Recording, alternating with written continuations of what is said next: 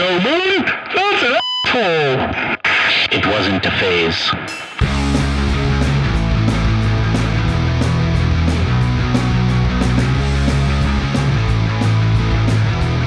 Hello everybody, welcome back to the Senior Citizens Podcast. Today we have the pleasure of chatting with the Holy Ghost Tabernacle Choir. How you guys doing? Pretty good. It's 2/4 or 2/5 of the band? 2/4. 2/4. Yeah. Okay. I didn't remember if it was 4 or 5 people in the band. Yeah. Thank you so much for coming out. Yeah, I want to hear a thank you little for bit. having us. No, Yeah. for sure. I want to hear a little bit about how the band got started. And I usually don't ask where the name came from, but in this case, I don't know what the word tabernacle means. So I would like an explanation on the name. Sure thing. So, I guess I'll let you tell the story of how we started. Yeah, I guess Slave and Tanner and I were all in different bands that were kind of either we were trying to get out of them or some were ending right around like 5 years ago. I think Slave put out like a Facebook post asking if anybody wanted to join a this and that type of band. Scrams, I think it was, black metal influences, stuff like that. And I immediately said yes. I guess he'd been playing with Tanner for a while. We kind of hooked up and started playing like that for a couple months. Couldn't really do vocals as a 3-piece. I don't know, it was a little bit more difficult for us to write vocals and play music, so we put out another APB on Facebook, and Nat wound up coming into practice. I think you were like the second person or maybe third person that tried out, and just kind of clicked from there. Yeah, I had just moved to Savannah, and one of my best friends who did a lot of my tattoos was in this Savannah musicians Facebook group, and sent me a screenshot of the post because I didn't know what the group was. I hadn't made any friends really in Savannah yet. And they sent me a screenshot of the post and they were like, I don't know any of these bands, but these all sound like bands you listen to. And I was like, yeah, I know every single one of these bands. And so I reached out to them. And I think the first audition that I had, one of them was out of town. I think it was on like vacation. Mm-hmm. And then the second time was everyone all together. And then our first practice as a band was in like January of 2020. It's funny how like a little message like that can just change the trajectory of things. Yeah, like, absolutely. you know, I just moved here. I don't have a lot of friends, and then all of a sudden it's like, oh, I did a band. Yeah, exactly. But no, super cool. The use of Facebook. How many years ago was this? 5. 5 years ago. Yeah, just about. Wow. Late 2019, yeah. Yes, I've been off Facebook for a hot minute, and when I still hear people saying that they found someone through Facebook, I was like, wow. Yeah, I'm not like a social media addict, but I'm on social media a lot. And so I still use Facebook, Instagram, Twitter, and I still go on Tumblr sometimes. And that's like it. I won't do TikTok. I refuse. I can't get with it. Right. So it's too much for me. TikTok for me was just in the pandemic. I ended up just sitting on there for hours as a lurker, but I could never bring myself to post. And like whenever I see trends going on and stuff, I'm like, I just don't have the bandwidth for this. No, not Maggie House. Yeah, but I'm a social media addict, and I think lately it's just been one of those things where you really have to just take a step back and take things lightly and not so seriously. I've said multiple times, I wish we could just go back to the good old days when people like posted a whole album of party pictures and whatever. So Exactly. Yeah, I miss Facebook events, honestly. Really? Like Facebook events was one of the most comprehensive like tools for promoters and bands to use, and also just like you could talk about like parties you were throwing and stuff on there, and it was really easy to invite people and to help share it and like get it attention. And over the course of it turning into like the metaverse and whatever, they really just like killed a lot of the reach of event pages, and it was like honestly very detrimental to a lot of smaller music communities. It's a huge bummer. Yeah, it was a really good gauge because people like if those numbers were on your event, those people were showing up. Right. Yeah, it's not necessarily the same. Yeah. And it is a little difficult when you feel like the algorithm's kind of working against you all the time. I know personally, at least down south, it's hard for people to find shows that on the podcast page we always post like the shows going on in the weekend and stuff so people can, try to go out. And I've gotten a lot of feedback saying, oh my God, I'd never find flyers for these kind of things. So at least they're all in one place, and they're always just Florida shows anywhere in Florida. So, the name of the band. Yeah, so And what does tabernacle mean? so a tabernacle is a specific type of church building and like a specific type of church congregation. But our practice space is this old building that at once was like a ghost walk tour facility and then was a church. And on the outside of the building, it says Holy Ghost Tabernacle on it because that was the name of the church organization. And since then it's been renovated. There were like sign painters downstairs. There's a motorcycle repair shop downstairs. Upstairs is a bunch of different local bands practice space. And he's been one of the people managing it for several years now. And so literally like our very first practice, I showed up and I was like, that's a really cool name. We should name ourselves after that. And everyone was like, I don't know, it's kind of long. And I was like, think of something better and we'll do something else. And we had been, we had already been thinking for like a while. It had been like 6 months that we'd been a band kicking names around and we just like, nothing really fit. Right. We were like, okay, well, we'll add the choir to it. I think we said like, let's just be the choir of the church. Like, all right, we'll roll with it and see what happens. Such a jump though, like a ghost walk to a church. Yeah. It's been a lot. I mean, it's just like a 2-story cinder block building in Savannah. Like it's been a lot of things over the years. I think it was like a print shop too, just like a building used for multiple things. Yeah. Gotcha. One of my friends, the boys in the Fast Walker, they always record. I want to say it's in Massachusetts, and it's a recording studio that's also like next to a cemetery, within a church or something, and it like recorded in the basement. I don't know. It kind of sounds like a whole set for like a horror film at this point. That's awesome. That sounds like fantastic vibes for me personally. You guys use your platform, and I want to commend you for it because sometimes we're afraid to speak out or have polarized views, and you guys do it. You know, you're putting everything out there, and then I think that's fantastic that you speak for people who probably don't have much of a voice. What's the kind of feedback that you get on that? Are people usually with it? Do you get a lot of hate for it? Very rarely do we get someone who is not quite with it. Right. It's kind of interesting how it happens. So for me, speaking about important things going on in the world is kind of non-optional, especially when you're a band who claims to make political music. I think that it's incredibly important to actually speak about the things that are happening currently that affect more than just you, because everything is connected and everyone's struggle is eternally everyone's struggle. It's always connected. It always comes back to a certain root evil. And I think that in talking about it and in building a community, you're also able to raise awareness about maybe some smaller topics that people weren't as aware of, or raise awareness in a way where people are able to build communities out of it, where it's easier to organize when you've met someone. It's easier to feel like there is a difference to be made when there is a group of you who are all together feeling the same things. And I think that's really important to me. There have been a few times where we've played at bars or something like that, where like some people have kind of like tried to heckle us and they're like, stop talking about politics, loser, or something like that. And it's like, I love how it had the little country accent at the end of it. Like, the first. Yeah, absolutely. You know it. Not to generalize, but.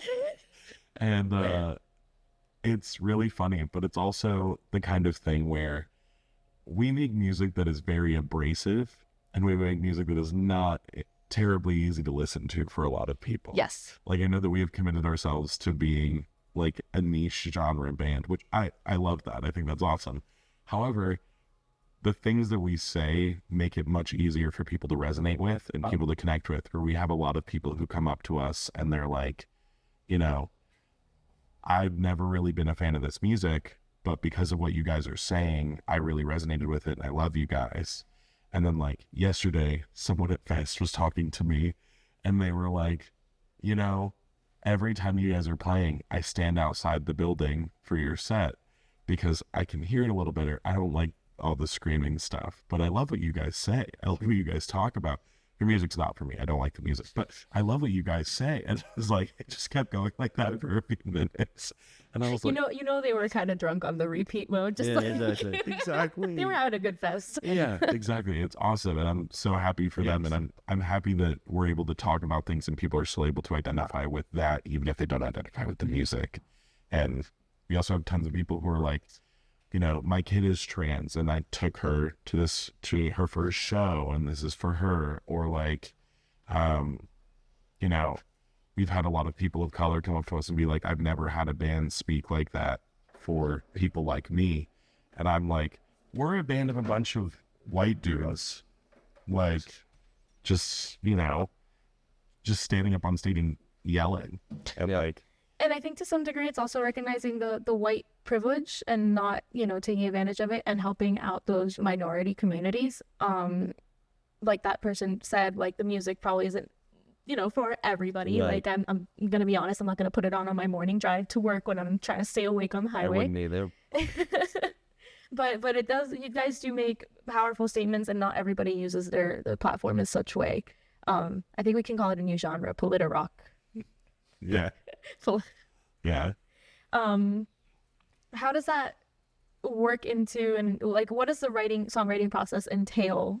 So it's such a, you're a niche band, so I'm interested to see how the songs come into fruition. I don't know. It's different every time. One of the songs we used, I think, like different parts of each one of our like social security numbers to like, I don't know, map out how we would write it, which is a strange way to do it. Sometimes I'll be like tuning my guitar and I'll play a little riff and someone will be like, hang on a second, you have to do that again. We'll just kind of like build something up of that. Or I don't know, every once in a while someone will bring part of a piece of music they've written and we'll kind of just write off of that. As far as the music goes, we leave all the lyrical content really to Nat and what they do. Okay. Yeah. But it's kind of a group effort as far as the music's concerned, I think. It's kind of interesting because the way that we write is kind of different from most of the other bands that we meet, and is also kind of unorthodox because we usually always write together in a room, and it almost always comes out of nowhere. It's like a lightning in a bolt situation. Okay. And like I played in a couple bands, everyone in the band has played in a few other bands, honestly, and it's never quite been like that, where like someone will just play something offhand, just like tuning your guitar or something like that, just very quickly. And then we'll be like, hold on, I have an idea for that. And then over time, we will end up building a song in a practice. And it'll be like, it'll take like, I don't know, 45 minutes, an hour for us to write a song. And then as we're writing different parts, I'll be like thinking of lyrics and writing things down. And then by the time we're at the end where they'll play it all the way through a couple of times just to get a feel for how the whole song is, I'll usually have lyrics finished by the time they're done with like the second playthrough. Okay. And then we'll have like a whole song. So So it all just simultaneously goes on. Kind of like as we're writing. That's so cool. Yeah, it's been like that since the beginning too. Like I remember the first practice that you came to, we like had 2 songs written that you already knew. And then we were like, okay, should we just keep playing this new thing that we have? And like by the second time we had played it for them, they had lyrics to it. At least like to most of it. We're like, oh shit, how is this happening so fast? It doesn't make any sense. yeah. The social security card thing, I know there's one hacker out there that's sitting there trying to decipher what song it is and how you used it, and then just identity theft. Just Good luck. Yeah, good luck. I mean, I'd be thoroughly impressed. yeah. So it's funny because, Fucked it up. yeah, the song, it's going to be incredibly hard to decipher. We didn't just make it easy and be like, oh, like it's just like the different counts we do of something or like the different time signatures or anything. It is a mixture of everything. So it's like, how many times do we want to play this specific thing? How many notes do we want to have in this specific measure? Like stuff like A that. couple of different ways. Yeah. This is my generation Zodiac killer. Yeah. Yes. Lighting you up like that. No, I love the creative process. I love that you guys try random and new things, whatever occurs to you. The lyric aspect, when you're writing, and we live in a very politically charged environment at this point. I mean, my For You pages are flooded, and it's not even something that I like super interact with, right? People care. I think that's what it boils down to. People are caring. Not to say that it's because it's a trend, because that sounds ugly, but do you kind of start writing around, the things that are more important? That's also not the word for it. No, I understand. More prominent in like a news cycle, let's say. Absolutely. I don't necessarily feel terribly influenced by stuff like that. I kind of take it all in, and the way that I think about things on a more philosophical and political level is that you can't use a different suffering to like compare to another suffering. I feel like everyone's suffering is pretty unique and very equally justified.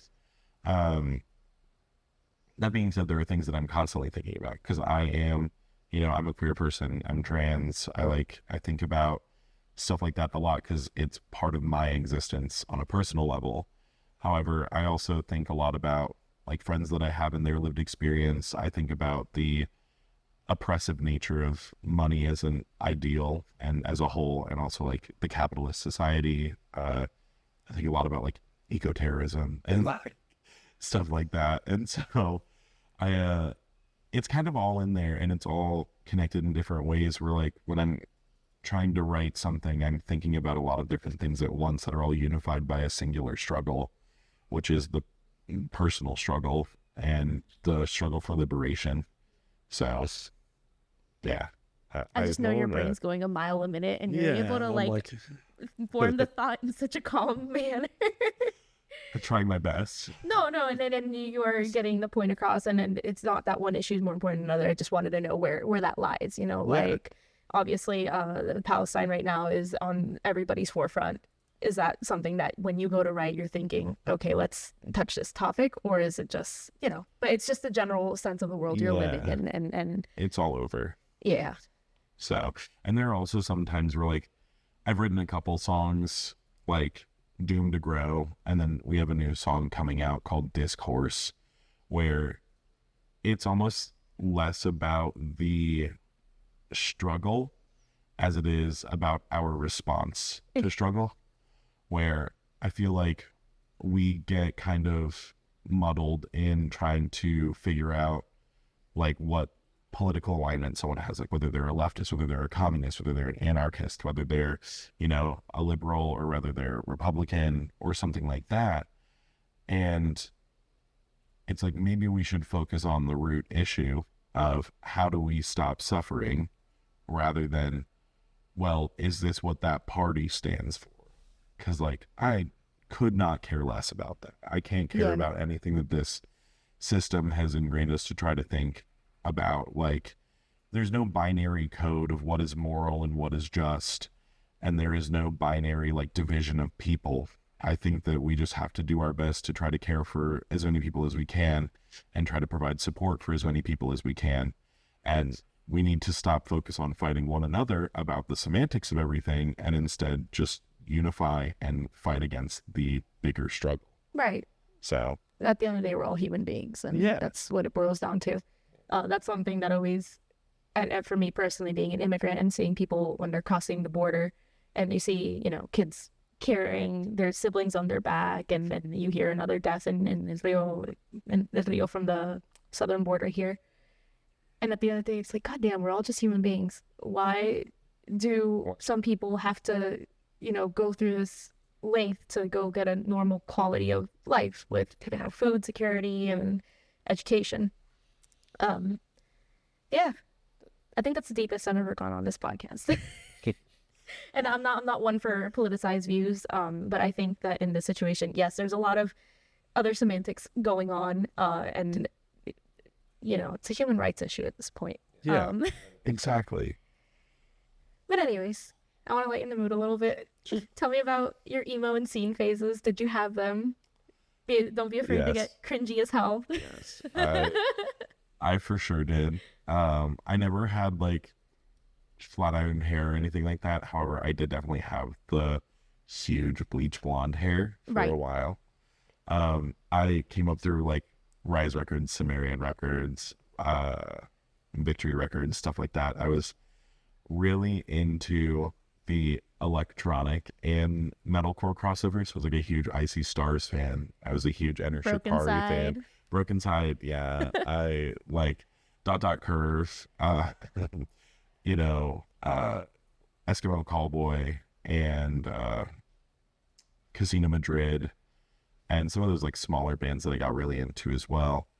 And then, I also really love Design the Skyline, which some people hated on that band. They had that song Surrounded by Silence that got memed a bunch, but they had that first record, Novaya, that was really good. And I still think Surrounded by Silence is an incredible song. Okay. But that electronic and metalcore crossover got me into some exponentially weirder stuff as time went on. And I also got really into like Bandcamp screamo and like post-hardcore type stuff. And one of the first DIY shows I ever went to was Full of Hell and Frameworks. And I went to go see Frameworks specifically because I really liked that first EP that they put out. And then I watched Full of Hell and it was so abrasive and so like much. And I left like halfway through and I was like, I don't get it. And I was like, what is that? And then less than 6 months later, they were like one of my favorite bands ever. Sometimes like getting into something live is so hard. But Icy Stars, all those other bands you were mentioning, Yeah. I think they were so ahead of their time, to be honest. I agree. They were not appreciated as much as they should have been back in the day. Yeah, that's all proto cybergrind. Cybergrind is like a big thing now Yeah. with like, you know, artists like Blind Equation and Bajaldin and Thought Crime and stuff like that. And it's very boundary pushing, but it's because of those other artists that started paving the way and then people looking to take it to a further extreme. Yeah. So Great. No, super cool. what about you? Did you What's- have like a quote unquote scene phase? I don't know about scene phase. I did grow up super Christian, so I grew up with like Christian emo and screamo, Okay. like Under Oath and Ludacris before they became Norma Jean. Like that's the first album I think I heard that I was like, holy shit, this music's super dope. And the lowest thing's just thinking. Showbread was a band from Tooth and Nail and Solid State. Those two record labels were super huge in my upbringing, but they were a band from Savannah, so that was my like local screamo band, like how I got into it. I don't know if I really was a scene kid. I also got into like death metal and melodic metal and stuff like that. Okay. Yeah. And then Tanner, our drummer, was like a big Parkway Drive fan Okay. and was a big Deftones fan. He's still a fan of both those bands, but he came from a lot of that and more like polished, like towing the line of metalcore and rock type stuff. And then our bassist Aaron, Sleeve is what everyone calls him, just because we have 2 Aarons in the band. So it's like we just like toss it up. But Sleeve came from the very like twinkly emo, like tappy kind of stuff. Yeah. So yeah, all different kind of vibes. Everybody brings something else to the table. Yeah. He's being obnoxious. That was another message for Vicky for anybody. I haven't presented the new cat on the podcast. Yeah. The Minnie, the other cat running around, she has been our mascot. We used to do like a bracket tournament thing, and she was the tiebreaker if there ever was one. Yeah. Yeah, so, but if you don't follow me personally, you don't know about Mickey. He's a menace to society. I do have to show him on the podcast eventually. But yeah, a lot of different backgrounds, everybody bringing in different things to the table. And I love that you guys remember those first local shows that you went to. My personal one, I don't know if you've ever been down south to Revolution in Fort Lauderdale. Oh yeah. And so I think this was like probably 12 years ago at this point. There was a big like local fest.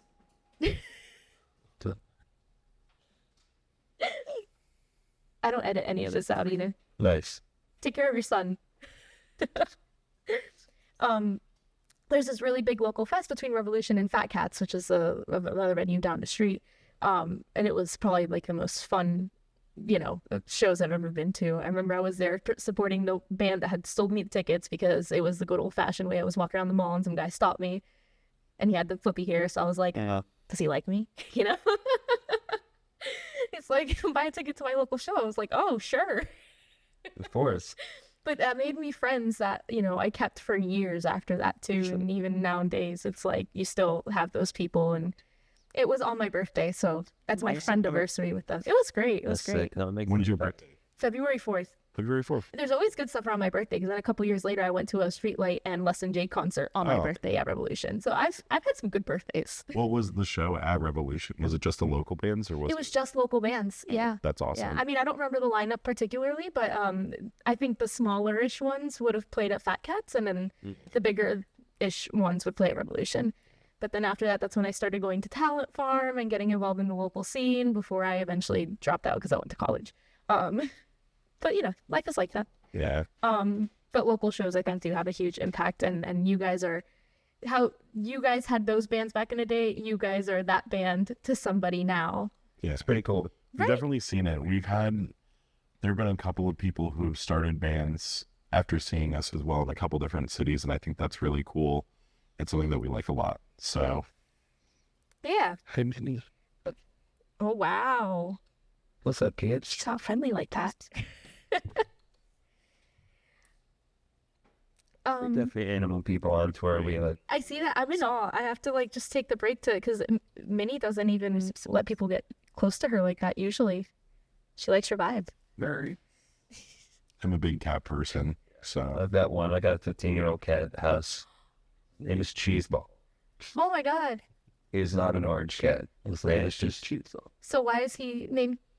Whenever my roommates at the time and I got him, like a few days, we hadn't named him for a couple days, and we were finally one night like sitting in the living room watching TV, just like, okay, tonight's the night. What do we name him?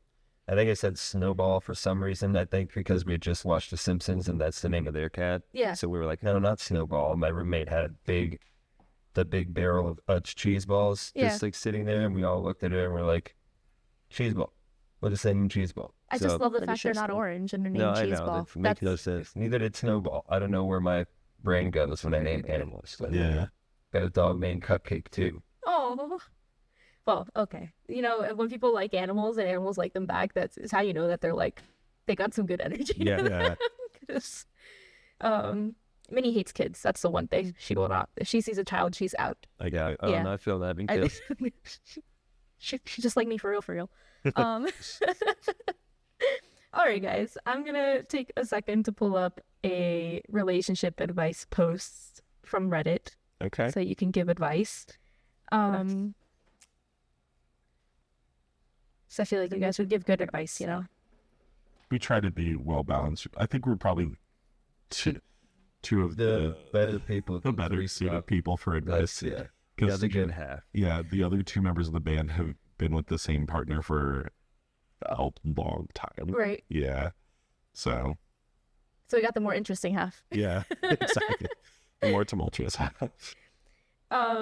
What would you do? So this is from a 30-year-old female, partner of 8 years, a 44 male, lied about his real age by a lot. Back in 2016, I met and fell in love with a guy. I'll call him Max. Max and I hit it off immediately, and our relationship started very quickly. I was 21, almost 22 at the time. In the first week or two of seeing him, I asked how old he was. He was the kind of person who looked like he could be any age, so it was hard to tell. He avoided the question at first and then asked me, how old do I look? I guess somewhere around 28, 30-ish. He smiled and said yes. And I pushed for the exact age, and he admitted he was actually 36. He asked me if I was okay with that. My age gap allowance had been 7 to 10 years. A 15-year age gap was confronting, but I really, really liked him, and we got along really great, so I told him it was okay with me, even though that would be the maximum age gap I'm comfortable with. 7 years later, in 2024, we are now going through a drawn-out, heartbreaking breakup. It's complicated. I don't have time to get into all the details. He thinks I don't express my emotions well, and I think he's manipulative. About a week ago, he left to go on a trip, and then I stumbled upon the truth, totally by accident, but she found his documents, and he was born in 1970. He is 24 years older than her. Yeah. So, What else is he lying about? Yeah. Yeah. That's what they're saying. They're like, is he a Yeah. criminal? What the heck? Like, Yeah, what's his like, family? Does he not have like an entire other family he's just running away from? Or something? I don't know. But sounds like Yeah. some wild shit. Yeah. Yeah. It's a little shady. That Like ran away from that situation. I don't like they're already breaking up, so like the advice is just continue breaking up. Yeah. And then distance yourself from this person for Yeah. a very long time. I For would sure. run a And it could be background check on them. dangerous, you know? I would run a background check on Yeah, them, and then 100%. you know, Sure. If you've got the document, like run it. See Yeah. what's going on. Pay for that and see what else is going on. If that's just like a assumed name, who knows? these are the most chaotic series of episodes. But hopefully people appreciate the special guest. Yeah. Okay, so keep breaking up, possibly a background check. Don't contact him ever again. Yeah. No contact. I think that's Out. you know. Guys, this is a shameless plug moment. Gotta let the camera know everything they need to know about the Holy Ghost Tabernacle Choir. Well, we're playing a few shows for the rest of this year. We have Welcome to the Family Fest on Sunday, November 3rd in Charlotte, North Carolina. We have Sunday, November 10th in Charleston, South Carolina with Drook, which is a band from Virginia, who just came out with a new album last month that I have been listening to nonstop. They sound nothing like us. They are fantastic. They sound like, if you like the last couple like 1975 records, I Okay. think you would really like this band. I hope you know that when I'm watching this interview, I'm just gonna like write down all the bands should. that you have mentioned, so then go check you it very out. much should. And then Because I black out after this. I'll be like, what did we talk about? I did that entirely. And then later on in November on Black Friday, we're playing in Savannah, doing a free local metal fest with a local brewery called Two Tides. We've played it a few times. It's always fantastic. They're great. And then in December, we're doing a little run out to Texas to play No Sleep Fest in Houston. We're doing December 5th in Birmingham, Alabama, December 6th in Baton Rouge, Louisiana, and then December 7th in Houston. And then after that, our last show that we have booked for a really long time is Saturday, December 14th in Augusta, Georgia, with Dreamwell, Lacerated, Rosemary Nods Upon the Grave, and Sonder. Okay. And that's at Grand Sea Records. We're taking a bit of a break next year. We've talked as a band, and like there's a lot of life stuff going on. We've been hitting the road really heavily for the past few years, and we're just going to take a little bit of a break and focus on writing another record and just like kind of chilling closer to home for a little while. Okay. We have a new song that we're releasing on New Year's Day called Discourse. Yeah. I love how I need to see your Google Calendar. Like, I feel like it's just so organized all the way out to the end of the year. And you ask me what I'm doing next week, and I'm like, I can't make any promises. Right. But no, it sounds like you guys are hitting the road very heavily up until December. So if you guys are in any of those states, cities, go ahead and check out the Holy Ghost Tabernacle Choir. Yeah. I totally forgot we're playing a huge festival in Philly on November. Also, Philadelphia. in November. Yeah. Friday, November 15th, we are playing Dilly Dally Fest in Philadelphia. Really tight. It's a huge Screamo Fest put on by Breadbox Booking. It has one of my favorite lineups I've seen this year. I can't believe I forgot it. I'm glad I remembered before the episode. So. I just have to cut out that whole section with all your dates so you can have it on a reel. No, but I'm super excited. You guys have so much to do, and then that you can take that time for mental health and just to sit down and write your records. I'm excited to It's see going what to you be guys good. We're going to do. put something out that's It's going to be really dope. I'm excited for it. Yeah, it's going to be weird. Weird might be off-putting. Straight up. When we promote this, it's going to be cool. Yeah, some of you are not going to rock with it, but a bunch of other people are going to love it. That's fine. I love to hear it. No, you guys, thank you so much again for your time, for coming out. I wish Thank you you. the best Thank of you, luck. Zon, yeah. Hopefully you can have a South Florida show eventually. So, Oh, you yeah. know, come Oh, yeah. rock the shit out of South Florida. And yeah, we'll see you guys next week on the Senior Citizen Podcast.